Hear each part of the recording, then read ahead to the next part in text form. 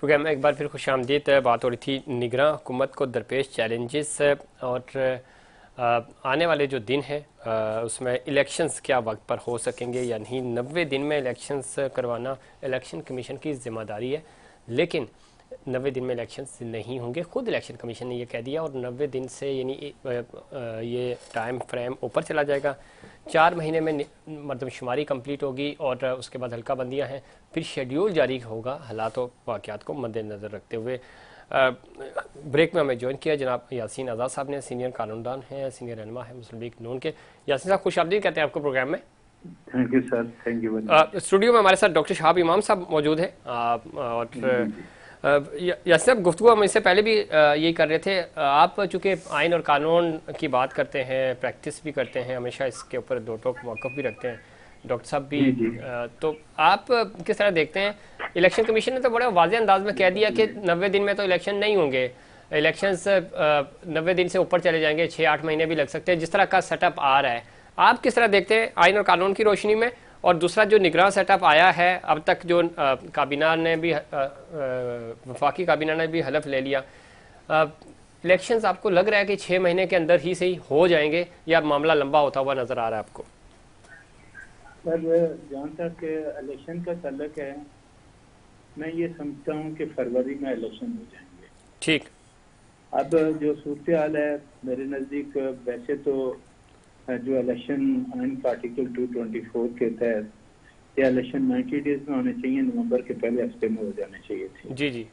लेकिन बाद की जो सूरत हाल हुई और आज जो इलेक्शन कमीशन ऑफ पाकिस्तान ने भी ये ऐलान किया कि हल्का बंदियाँ जो है ना दिसंबर तक मुमकिन है। जी जी। तो दिसंबर तक अगर मुमकिन है तो इसका मतलब है दिसंबर में अगर वो शेड्यूल देते हैं तो फरवरी के एंड पे इलेक्शन जा सकते हैं या फर्स्ट वीक ऑफ मार्च में जा सकते हैं, लेकिन ज्यादा इम्कान ये हैं कि फरवरी के एंड पे ये इलेक्शन हो जाएंगे। अब इस सिस्टम को प्रोलॉन्ग करना ना तो पॉलिटिकल पार्टीज के हक में है ना किसी और के हक में है, और मेरे नजदीक बेहतर तो तरीकाकार यही होना चाहिए था इलेक्शन का कि जो इलेक्शन, चूँकि असम्बलियों ने अपनी मुद्दत पूरी नहीं की तो आपने 2 दिन पहले रिजॉल्व कर दी, तो फिर मेरे हिसाब से फर्स्ट वीक ऑफ नवंबर में जो इलेक्शन है वो जाके बनते हैं। ठीक है। तो अब जो सूरत हाल है उसके मुताबिक जो है, जिस तरह आपने खुद कहा केयर टेकर सिस्टम जो आ रहा है, अब जिस हिसाब से जो मरकज में हुआ वो आपके सामने की पोजीशन है। और अभी मैं थोड़ी देर पहले जो केयर टेकर चीफ मिनिस्टर हैं उनकी अरसद वफादारी में भी गया था। ज़ाहिर है कि उनको अपनी कैबिनेट बनाने में अभी शायद 1-2 दिन का टाइम लगेगा। तो सूरत मेरे नज़दीक अच्छी नहीं है। और आप महंगाई का एक नया सिस्टम जो आपके सामने आ रहा है, पेट्रोल तकरीबन 300 पे पहुंचने वाला है, डॉलर पता नहीं 303 या 310 पे चला गया। और उम्मीद ये है कि जिस तरह बात जगह मैंने देखा कि IMF की जो रिक्वायरमेंट है वो ये कहते हैं कि पेट्रोल कम अज कम आपको 400 रुपये लीटर करना पड़ेगा। तो ये चीज तमाम सिलसिला जो था हमारी पॉलिटिकल पार्टियां तो शायद उसके लिए मुश्किल था। केयर टेकर गवर्नमेंट है, केयर टेकर गवर्नमेंट को इस बात की तो कोई परवाह नहीं है ठीक कीमतें बढ़ती हैं या कम होती हैं। ठीक है, इस पे मैं यासीन साहब दोबारा आपकी तरफ आऊँगा कि महंगाई बढ़ेगी ज़ाहिर है और कीमतें बढ़ेगी, और कुछ समरीज ऐसी भी हैं जो पहले साइन हो चुकी हैं। IMF के साथ जो मुज़ाकरात हुए, फिर इख्तियारात दिए गए निगरान वज़ीर-ए-आज़म को भी, और जो निगरान वज़ीर ख़ज़ाना हैं अब ज़रा उन्होंने भी चीज़ें संभालनी है, तो महंगाई तो होगी। 3 महीने लगे, 6 महीने लगे इलेक्शंस को। डॉक्टर साहब, यासीन साहब की गुफ्तगू आप सुन रहे थे, कानून और आइन के मुताबिक तो हम बात कर चुके हैं कि जी होने चाहिए थे, जो कि आप, तो आपको लगता है कि 6 महीने में महंगाई तो बढ़ेगी, जो कि फैक्ट है, कंट्रोल तो इसको कैसे करेंगे? अभी तो बाहर से अगर जिस तरह फंड्स आ रहे हैं, अगर रेगुलर हमारे पास ये चीज़ें चलती रही तो इकॉनमी बेहतर हो जाएगी, लेकिन फौरी तौर पे प्रोडक्शन तो नहीं होगी। और इसी हालात में रहते हुए 6 महीने बाद अगर इलेक्शंस में जाते हैं और अगर महंगाई थोड़ी सी और बढ़ जाती है तो पॉलिटिकल पार्टीज़ को तो सूट ही नहीं करेगा ये माहौल इलेक्शन वाला। देखें, आपको ये अंडरस्टैंड करने की ज़रूरत है कि जो कोविड आया था पूरी दुनिया में, कोविड-19, वो वैसे हालात उसने पैदा किए जो दूसरी जंग अजीम के बाद हुए थे पूरी दुनिया के। तो ये भी एक जंग थी, और ये जंग अल्लाह ताला की तरफ से एक नेचुरल कैलेमिटी थी।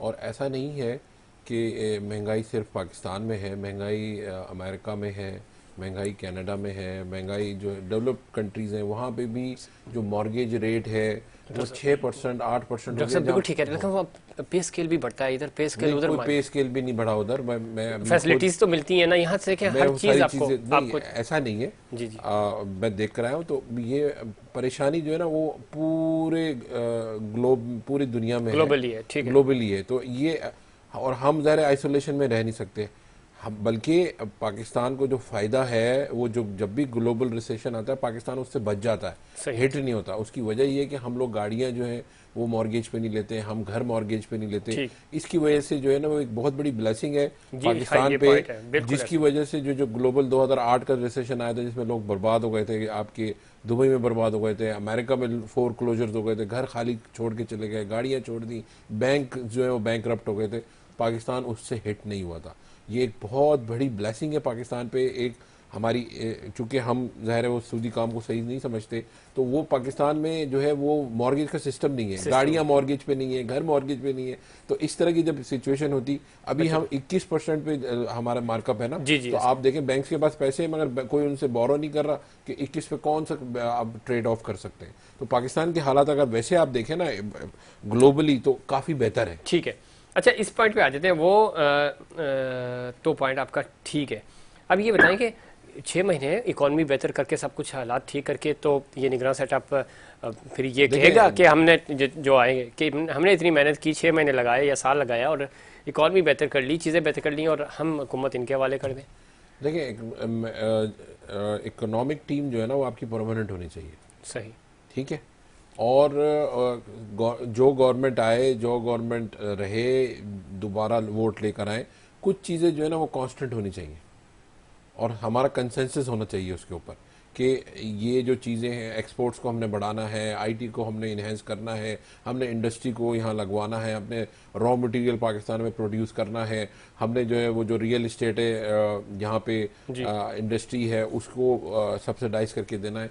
ये जो फंडामेंटल्स हैं बच्चों को पढ़ाना है और वो चीज़ पढ़ानी है जिससे वो जॉब्स क्रिएट कर सकें, इंटरनेशनल मार्केट में जाके एम्प्लॉयबल हो सकें। ये 8-10 चीज़ों पे तो कंसेंसस होना चाहिए सबको। ठीक, बिल्कुल होना चाहिए। और इसके ऊपर जो एक चार्टर ऑफ इकोनॉमी है वो आगे कैरी फॉरवर्ड होना चाहिए। यासीन अता साहब, एक पॉइंट तो है, जिस तरह भी डॉक्टर शहाब इमाम साहब से बात हो रही थी, जो निगरान सेटअप है और बाज़ाहिर तो है, हम तो ये चाहते हैं कि इलेक्शंस होने चाहिए, वक्त पे हो जाएं, चलो 2-4 महीने ऊपर भी हो जाएं, एक नया फ्रेश मैंडेट आए और उनके पास इख्तियारात हों, वो अपने फैसले करें, अवाम जिसको वोट दें। लेकिन अगर 6-8 महीने साल ये सेटअप रहता है, इकॉनमी बेहतर कर लेता है, तो सारी चीज़ें करने के बाद वो क्यों इतना अच्छा माहौल बनाएंगे और उसके बाद पॉलिटिकल स्टेक होल्डर्स को देंगे मौका कि आए आप इलेक्शन लड़ें? नहीं, ये उम्मीद लगा के बैठना कि निगरान सेटअप की वजह से हमारी माशी सूरत बेहतर हो जाएगी, मैं इससे इत्तेफाक नहीं करता हूँ। सर निगरान से हो भी नहीं रही, निगरान के पीछे जो लोग खड़े हैं मैं उनकी बात कर रहा हूँ और वही नहीं मैं उसी पे आ रहा था जी। आप ये बता दें कि जो निगरान हुकूमत बन रही है क्या वो पॉलिटिकल लीडरों की कंसेंसस से बन रही है या किसी और की मर्जी से? ये आप बताएंगे ना सर, जो कहेंगे सर। मुझे सवाल मैं कंप्लीट कर रहा हूँ सर। जी जी। और मेरा ये कहना है कि निगरान हुकूमत भी आज उन्हीं लोगों की मर्जी से बन रही है जो माजी में हुकूमतें बनाते हुए आए हैं और जिनके पास असली पावर जो हैं वही निगरान हुकूमत भी बना रहे हैं।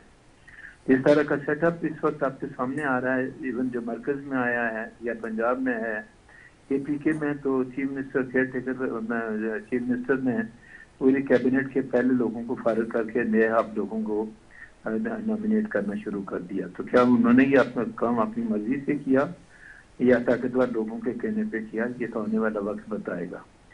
2018 के इलेक्शन क्या फ्री एंड फेयर इलेक्शन थे? और 2018 में जो हुकूमत आई क्या मेरे और आपकी मर्जी से आई या ताकतवर लोगों की मर्जी से आई? ठीक है। तो बहुत सारे मामला हैं जहाँ हमें एक हकीकत को तस्लीम कर लेना चाहिए। और मैं अमूमन एक बात कहा करता हूँ, मैंने कई दफ़ा ये बात कही और ये बात मेरी लोगों को नागवार गुजरती है।